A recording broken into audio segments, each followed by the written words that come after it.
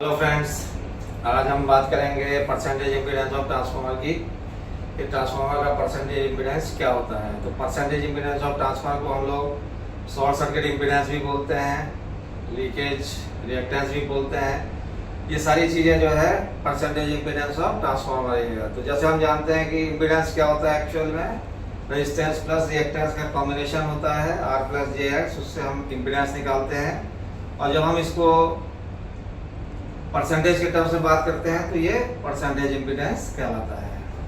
तो हम लोग एक बात करते हैं कि अगर मान लीजिए कोई मैग्नेटिक सर्किट है, उसमें अगर हमको वोल्टेज इंड्यूस करना है, प्राइमरी में हमने एक वोल्टेज दिया और सेकेंडरी में इंड्यूस करना है, तो हमको क्या क्या जरूरत पड़ता है। नॉर्मली एक कंडक्टर का जरूरत पड़ता है, एक मैग्नेटिक फील्ड का जरूरत पड़ता है, और एक हमको जो है कि किसकी जरूरत पड़ेगी, हमको एक फील्ड और कंडक्टर जो हमारा है उसको कट करने के लिए एक डिवाइस चाहिए, जिससे कि हमको उसके बीच में एक हमको इंड्यूस ईएमएफ है, तो रिलेटिव मोशन हमको उनके बीच में चाहिए। तो अब जैसे हम एक ट्रांसफार्मर की बात करते हैं, तो ट्रांसफार्मर में नॉर्मली क्या है, कंडक्टर के नाम पे क्या रहता है, कॉइल रहती है।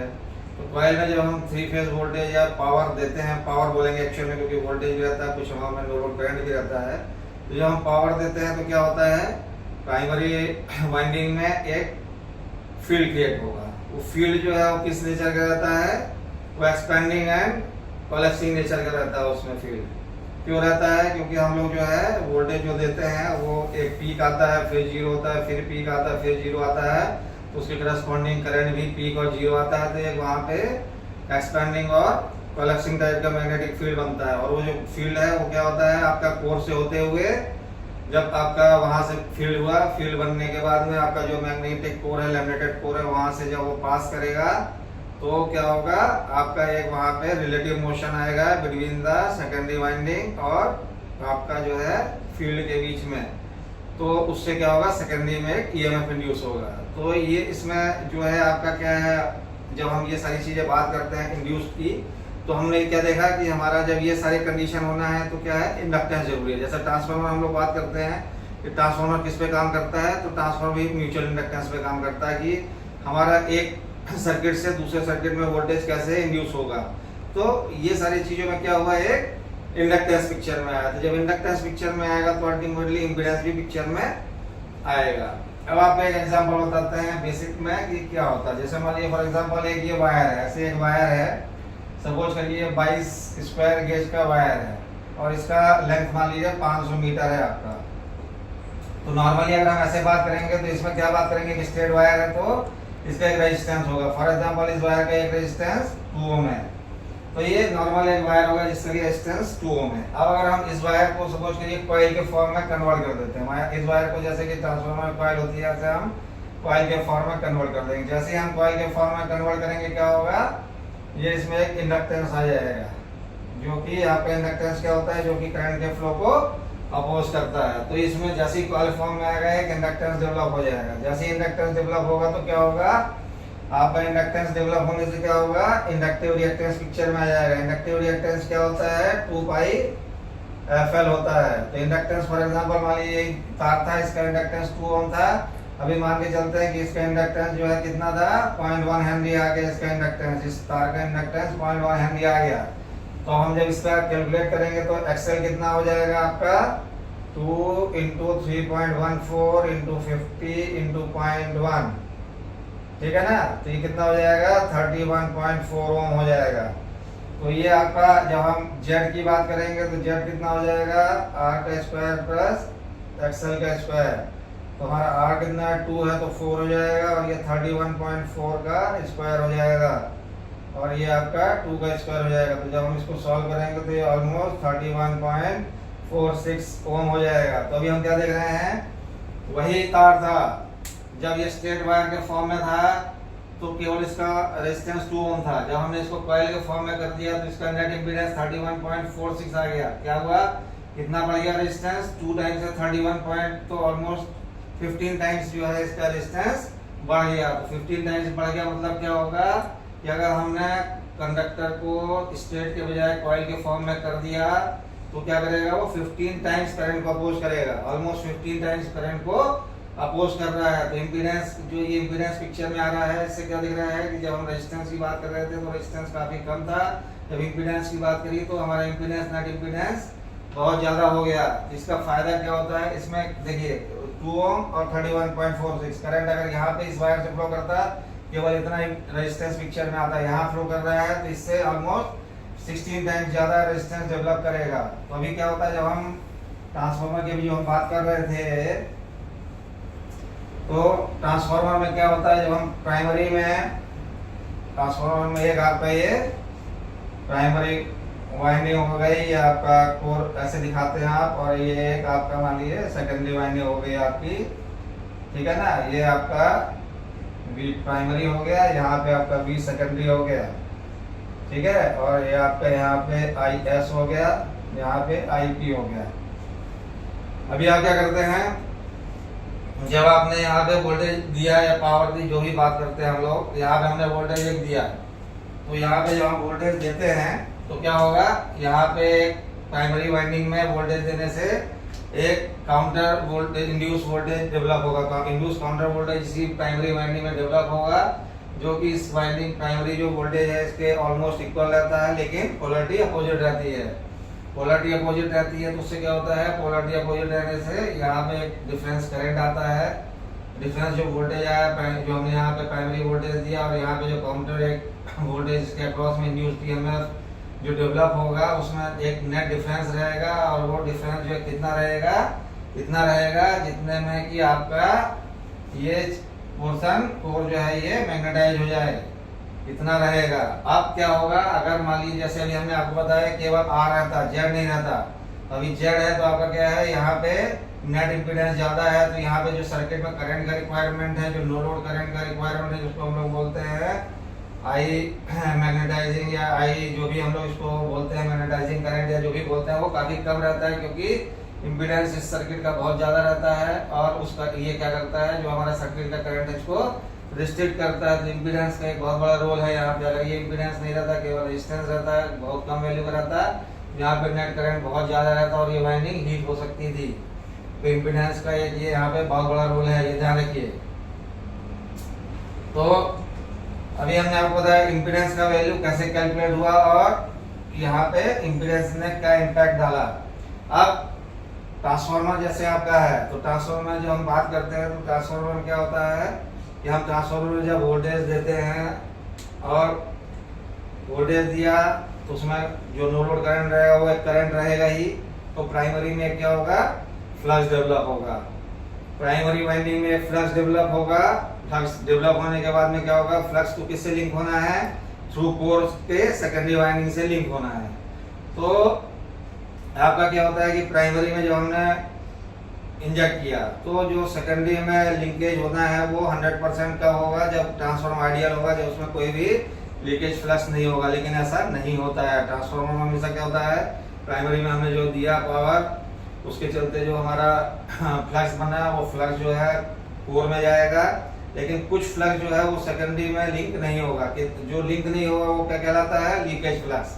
वो लीकेज फ्लक्स क्या करेगा, वो लीकेज फ्लक्स जो है आपका कोर के से रास्ते से आपका जो वाइंडिंग का इंसुलेशन है उसके होते हुए आपका कहाँ चला जाएगा, कॉइल में चला जाएगा। तो वो फ्लक्स जो है आपका अल्टीमेटली लॉस है। लीकेज फ्लक्स जो है, जितना ज्यादा लीकेज फ्लक्स रहेगा आपका, उतना ज्यादा लीकेज रिएक्टेंस रहेगा, और जितना ज्यादा लीकेज रिएक्टेंस रहेगा उतना ज्यादा आपका परसेंटेज इंपीडेंस रहेगा। क्योंकि अल्टीमेटली जेड हमने अभी देखा कि वो क्या होता है, आर प्लस जे एक्स होता है। तो जितना ज्यादा आपका एक्स फैक्टर होगा उतना ज्यादा आपका इंपीडेंस होगा। तो जितना ज्यादा लीकेज फ्लक्स होगा उतना ज्यादा लीकेज रिएक्टेंस होगा, और उतना ज्यादा आपका परसेंटेज इंपीडेंस होगा। तो अभी आपका इससे नुकसान क्या होता है, इससे नुकसान ये होता है कि जो आपका लीकेज फ्लक्स ज्यादा रहेगा तो आपका जो सेकेंडरी में वोल्टेज है उस सेम वोल्टेज को इंड्यूस करने के लिए आपको प्राइमरी में ज्यादा करंट की जरूरत पड़ेगी, क्योंकि आपको नेट फ्लक्स तो रखना है, और जो लीकेज फ्लक्स है उसका जो है वो क्या रहता है, वो मेन फ्लक्स का अपोजिट में रहता है। तो आपका क्या करता है, नेट फ्लक्स जो कोर में जितना आना चाहिए उतना नेट फ्लक्स को कोर में नहीं बनने देता है, और क्या होता है उससे सेकेंडरी वोल्टेज आपका ड्रॉप होने लगता है। तो सेकेंडरी वोल्टेज आपका ड्रॉप हो गया, उसका क्या हुआ, कैसे हुआ, क्योंकि आपका इम्पीडेंस ज्यादा है, लीकेज फ्लक्स ज्यादा है तो लीकेज रिएक्टेंस ज्यादा है, तो इम्पीडेंस ज्यादा है, जिसके चलते आपका सेकेंडरी में वोल्टेज ड्रॉप ज्यादा होगा।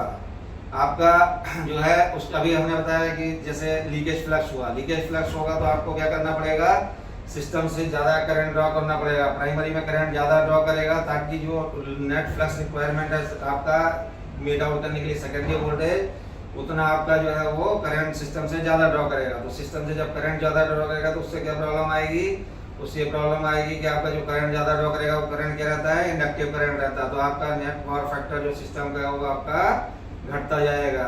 करंट जब आपका ज़्यादा रिक्वायरमेंट आएगा तो क्या होगा, करंट ज़्यादा होने से आपका आई स्क्वायर आर लॉसेस बढ़ जाएंगे, आई स्क्वायर आर लॉसेस बढ़ जाएंगे तो उससे क्या प्रॉब्लम आएगी, उससे प्रॉब्लम आएगी कि आपका लॉसेस बढ़ जाएंगे, लॉसेस बढ़ने से आपकी ट्रांसफार्मर की एफिशिएंसी कम हो जाएगी, उससे आपका जो है हीटिंग बढ़ जाएगी, तो आपको कूलिंग अरेंजमेंट बढ़ाना पड़ेगा। तो ये सारी दिक्कत आती है जितना ज़्यादा आपका लीकेज फ्लक्स सिस्टम में रहेगा। अब लीकेज फ्लक्स जो है इसका नेट इफेक्ट प्राइमरी और सेकेंडरी में कैसे आता है, जैसे मान लीजिए अगर आपने मान लीजिए एक ट्रांसफार्मर है जिसमें कि आपने वोल्टेज दिया प्राइमरी, अब मान लेते हैं कि उसमें प्राइमरी में जो है no load current I1 flow कर रहा था या करंट I1 फ्लो कर रहा है, और इसका जो है आपका रेजिस्टेंस और इम्पीडेंस कितना है R प्लस आपका जो है GX जो है ये नेट रेजिस्टेंस प्लस रिएक्टेंस है। तो अभी क्या होगा, आपका जब प्राइमरी में जो है वोल्टेज ड्रॉप कितना होगा, प्राइमरी में वोल्टेज ड्रॉप होगा आपका VP इज इक्वल टू कितना होगा, I1 into are plus GX हो गया, I1 into under root R square plus X square हो जाएगा, R1 स्क्वायर। अगर वन प्राइमरी की बात करते हैं तो ऐसे हो जाएगा, तो ये हो जाएगा I1 Z1। तो ये वोल्टेज प्राइमरी में जो ड्रॉप होगा वो वोल्टेज प्राइमरी में क्या होगा, ड्रॉप I1 Z1 होगा। तो ये आपका अगर हम नेट बात करते हैं कि वोल्टेज प्राइमरी में हमको कितना मिलेगा, तो हमको प्राइमरी में वोल्टेज मिलेगा induced EMF across primary plus हमको क्या मिलेगा, हमको मिलेगा वोल्टेज ड्रॉप इन प्राइमरी।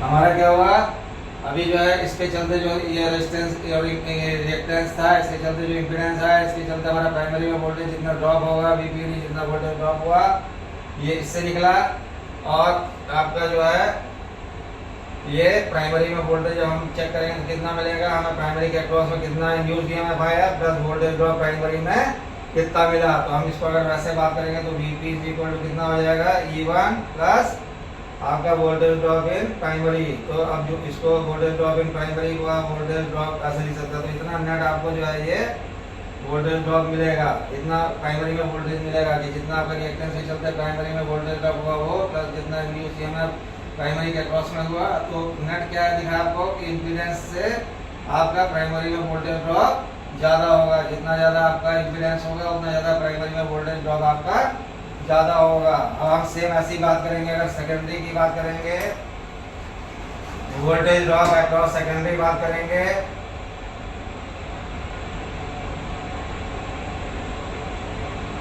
तो आपका सेकेंडरी अगर लोडेड है तो सेकेंडरी का वोल्टेज क्या होगा, सेकेंडरी वोल्टेज अगर हम VS मान लें, आपका जो है वोल्टेज इंड्यूस्ड इन सेकेंडरी अगर हम ES मान लेते हैं या E2 मान लेते हैं जो हमें मानना है, और सेकेंडरी का जो है रेजिस्टेंस और रिएक्टेंस जो है हम R2 प्लस GX2 मान लेते हैं। तो हमारा जो सेकेंडरी में इंड्यूस्ड ईएमएफ आएगा वो क्या आएगा, सेकेंडरी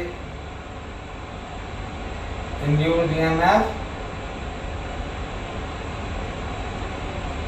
इन सेकेंडरी क्या हो जाएगा, voltage in secondary plus terminal plus voltage drop in secondary.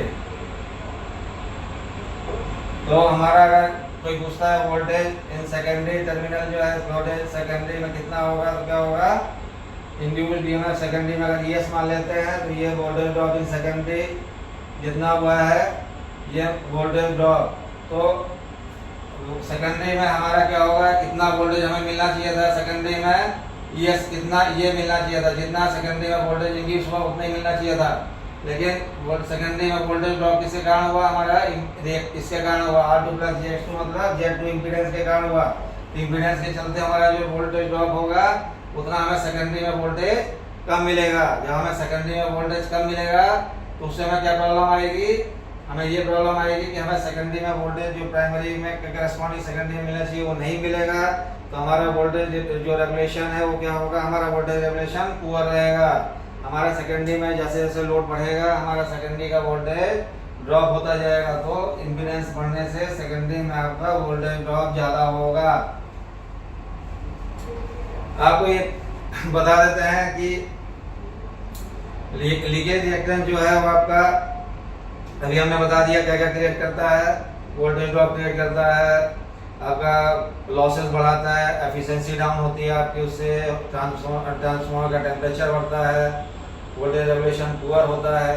ये सारी चीज़ें तो हो गया जो आपका ज़्यादा इम्पीडेंस से होती हैं। अब इम्पीडेंस जो है अगर आपका कोई पूछता है कि लीकेज रिएक्टेंस आपको किस किस फैक्टर पे डिपेंड करता है, हम कैसे कंट्रोल कर सकते हैं लीकेज रिएक्टेंस को जिससे कि हमारा परसेंटेज इम्पीडेंस कंट्रोल रहे, तो लीकेज रिएक्टेंस किस पे डिपेंड करता है आपका, जैसे रेजिस्टेंस आपको पता है रो एल अपॉन ए होता है, ऐसे रिएक्टेंस भी आपका किस पे डिपेंड करेगा, आपका कोर पे डिपेंड करेगा, साइज ऑफ द कोर कितना है आपका, नंबर ऑफ टर्न्स कितने हैं वाइंडिंग में उस पर डिपेंड करेगा, कोर का मटेरियल क्या है उस पर डिपेंड करेगा, ट्रांसफार्मर के रेटिंग पे डिपेंड करेगा, तो बहुत सारे फैक्टर हैं जिसपे कि ये इम्पीडेंस डिपेंड करता है। लेकिन अगर हमको लीकेज रिएक्टेंस कम करना है तो सबसे बढ़िया क्या है कि हमको जितना हम सेकेंडरी और प्राइमरी वाइंडिंग को पास रखेंगे उतना हमारा लीकेज फ्लक्स कम होगा, उतना लीकेज रिएक्टेंस कम होगा और हमारा नेट इम्पीडेंस भी कम होगा। तो वाइंडिंग को हम जितना कॉम्पैक्ट करके बनाएंगे, जितना पास रखेंगे उतना लीकेज रिएक्टेंस कम होगा। ये है कि जो जिस फैक्टर पे लीकेज रिएक्टेंस डिपेंड करता है उसको अगर हम अटेंड कर लेंगे तो हमारा एक ऑप्टिमम वैल्यू मिलेगा। लीकेज रिएक्टेंस किसी सिस्टम में हमें कितना रखना है वो हमारे सिस्टम पे भी डिपेंड करता है। नॉर्मली जैसे अगर हम बात करें पावर ट्रांसफार्मर की, पावर ट्रांसफार्मर में हम लोग जो है अगर परसेंट इम्पीडेंस की बात करते हैं तो 6% से लेकर 25% तक भी रखते हैं। कभी कोई बोलेगा सारे ट्रांसफार्मर का 25% क्यों नहीं रखते हैं, तो हमको केवल एक फैक्टर नहीं देखना है। जब हम लीकेज रिएक्टेंस या परसेंटेज इम्पीडेंस की बात करते हैं तो हमको सारे फैक्टर देखने पड़ेंगे कि हमको उसमें एफिशिएंसी भी देखनी है, हमें उसमें वोल्टेज रेगुलेशन भी देखना है, हमें सारे फैक्टर देखते हुए ही हमें परसेंटेज इम्पीडेंस का फिगर डिसाइड करना है। हम जब ट्रांसफार्मर मैन्युफैक्चरर को बताते हैं कि हमको इतना रखना है तो हमको अपने सारी कंडीशन को भी देखना है।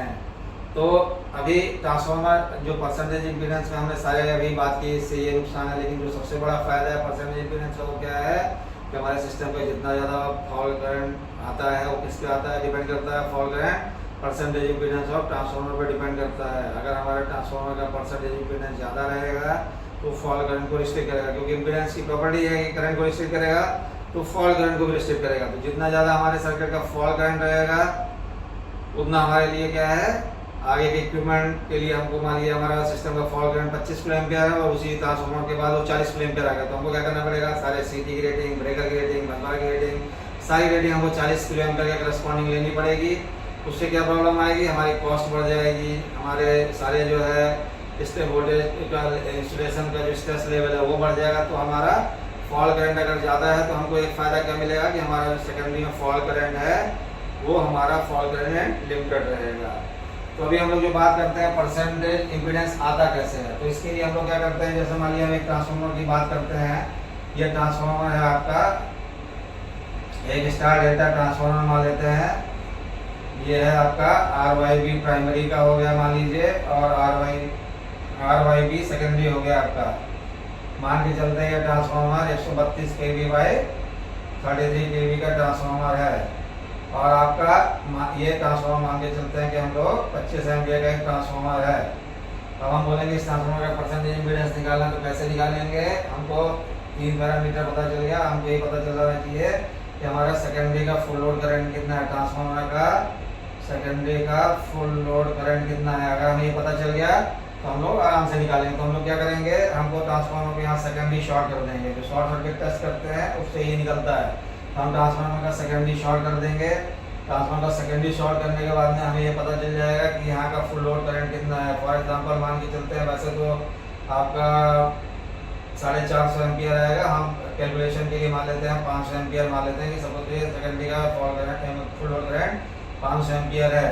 तो हम क्या करेंगे, यहाँ पे एक एमीटर सीरीज में यहाँ पे एमीटर लगा देंगे सारे ऐसे, यहाँ पे यहाँ पे सारे एमीटर लगा देंगे आपका यहाँ सीरीज में करंट पढ़ने के लिए, और यहाँ से हम जो है रेगुलेटिंग ट्रांसफार्मर के थ्रू यहाँ से हम वोल्टेज इंजेक्ट करेंगे। तो रेगुलेटिंग ट्रांसफार्मर से जब हम वोल्टेज इंजेक्ट करेंगे तो हम यहाँ से वोल्टेज इंजेक्ट करते जाएंगे, और तब तक करेंगे जब तक कि हमको सेकेंडरी में 500 एम्पीयर करंट नहीं मिल जाता। हमको सेकेंडरी में 500 एम्पीयर करंट जिस वोल्टेज पे मिला, मान लीजिए 132 केवी के बजाय यहाँ पे हमने 13.2 केवी इंजेक्ट किया, तो हमको जो है ये वाला करंट मिल गया। तो हमारा जो परसेंटेज इम्पीडेंस है, परसेंटेज जो इम्पीडेंस की बात करते हैं जेड परसेंटेज में है, तो हमारा जो voltage injected to get the desired rated current divided by ये जो है रेटेड वोल्टेज प्राइमरी का कितना है 132 केवी दोनों है, तो केवी लिख देंगे, और चूंकि हम परसेंटेज की बात कर रहे हैं तो इसमें 100 से मल्टीप्लाई कर देंगे, तो ये केवी कट जाता है, ये डिवाइड करेंगे तो आ गया 10%। चूंकि हम रेट इसका परसेंटेज इम्पीडेंस का हम लोग इसीलिए बोलते हैं कोई यूनिट नहीं होता, क्योंकि ये केवी कट गया तो यहाँ पे कोई भी यूनिट इसका नहीं आएगा।